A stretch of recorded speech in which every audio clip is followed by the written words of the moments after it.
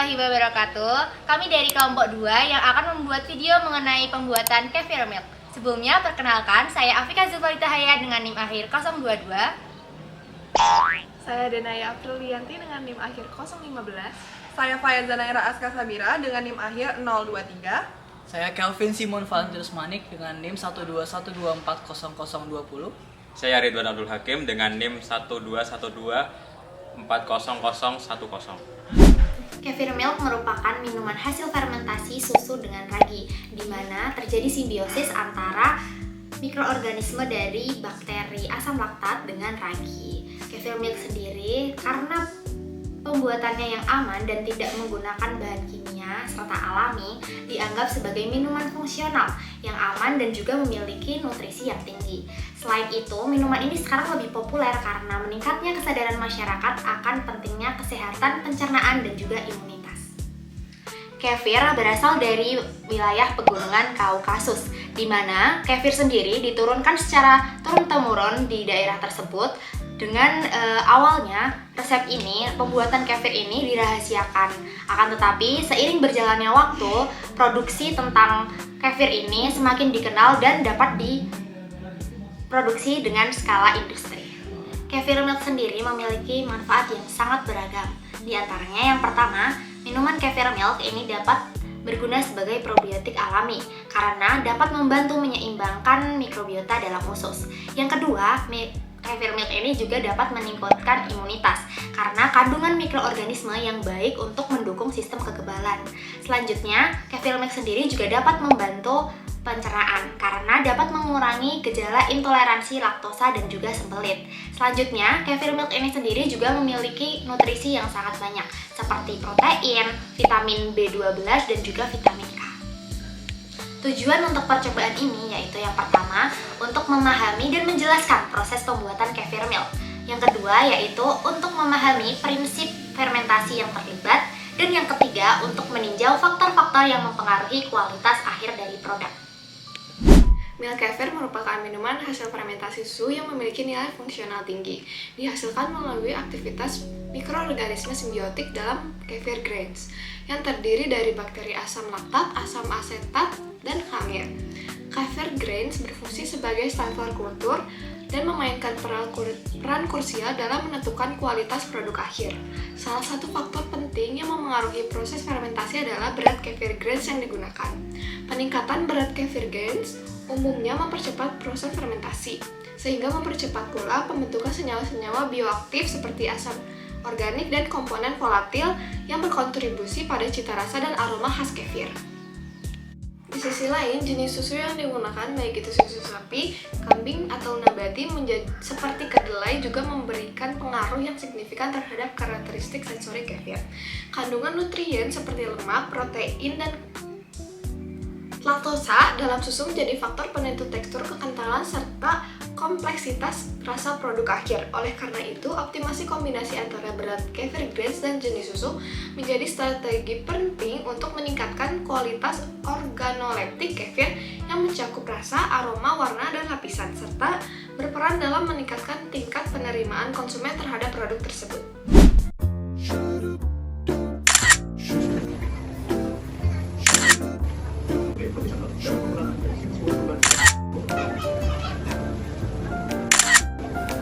Bahan yang dibutuhkan: gelas plastik, susu kambing, dan rap. Timbangan analitik, sendok, gelas ukur, baskop. Susu evaporasi, susu kedelai, susu almond, susu UHT, dan kefir.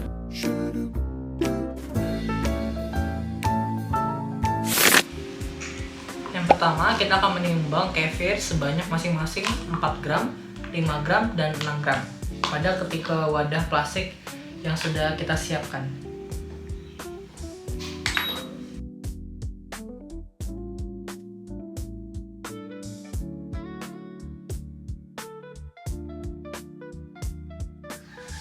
Setelah sudah ditimbang masing-masing 4 gram, 5 gram, dan 6 gram, kita akan menyiapkan susunya.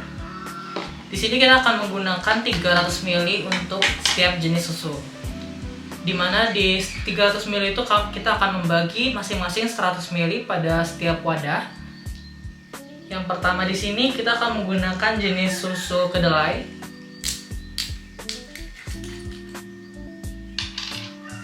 Kita akan mengukur masing-masing 100 ml untuk setiap wadah.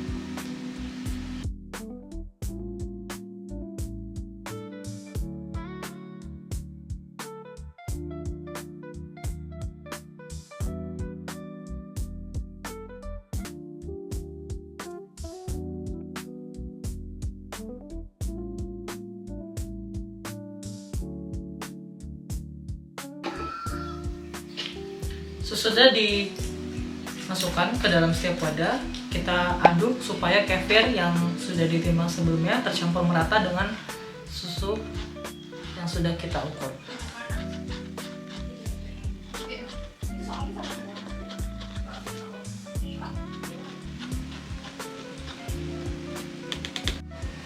Setelah tercampur merata, kita akan menutup setiap wadah dengan plastik wrap, gunanya untuk menutup sampel untuk menghindari dari kontaminan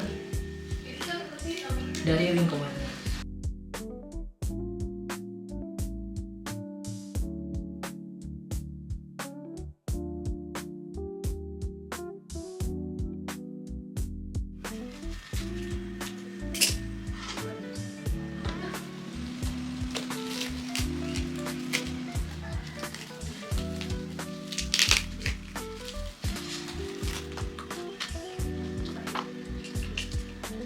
Lakukan hal yang sama pada semua wadah hingga tertutup dengan plastik wrap hingga sempurna. Lalu timbang kefir di dalam neraca digital untuk semua wadah masing-masing 4 gram, 5 gram, dan 6 gram.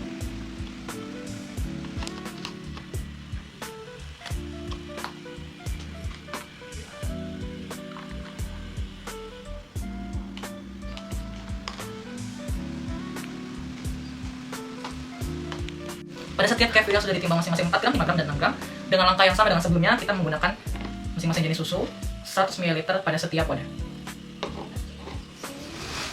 Nah, menggunakan perkiraan saja dengan gelas ukur.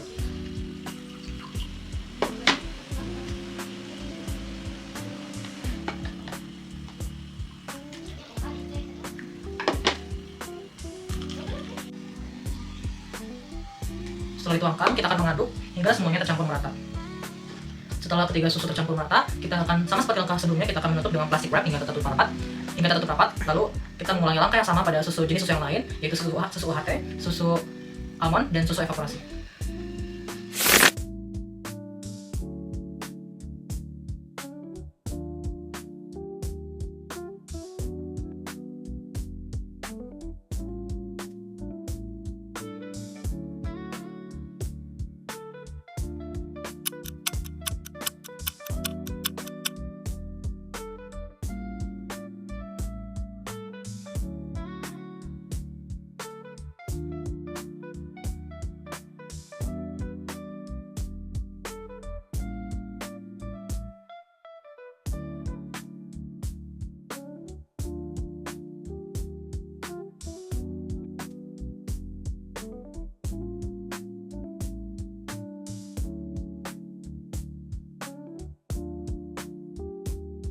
Setelah 48 jam, susu disaring.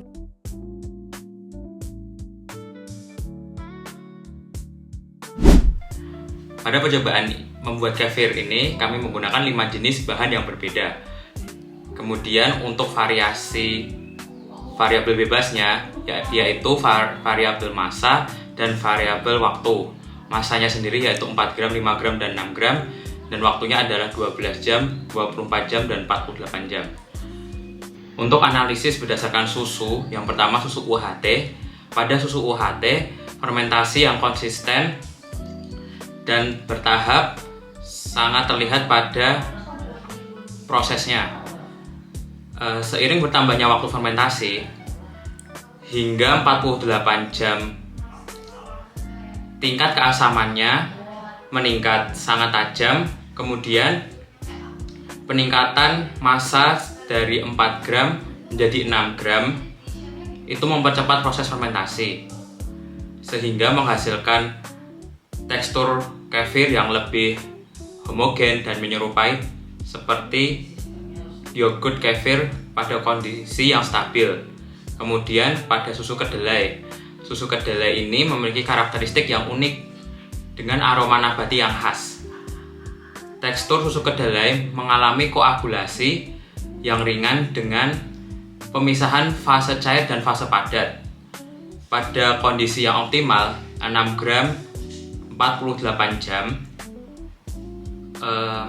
mulai terjadi pembentukan struktur yang lebih kental dan hampir homogen.